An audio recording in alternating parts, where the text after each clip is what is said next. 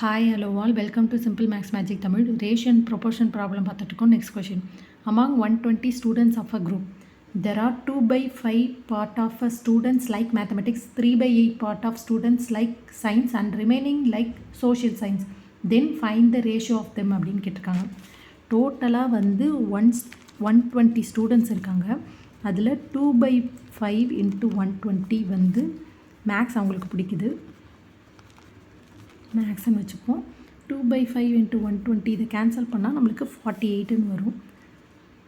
Science பிடிச்ச students வந்து 3 by 8 into 120 அப்படின்னு கேன்சல் பண்ணோன்னா 45ன்னு வரும்.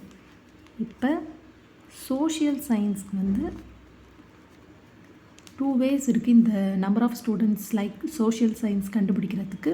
ஒன்று 120 minus 48 minus 45 போட்டால் 27 வரும். Or 1 minus 2 by 5 plus 3 by 8 அப்படின்னு போட்டோன்னா 1 minus இப்போ வந்து காமனாக வந்து 40 எல்சிஎம் எடுப்போம். அப்போ 40 இதை 40 கன்வெர்ட் பண்ணோன்னா 8ஆல் மல்டிப்ளை பண்ணோம். இப்போ 2 8s are 16 plus 3 5s are 15.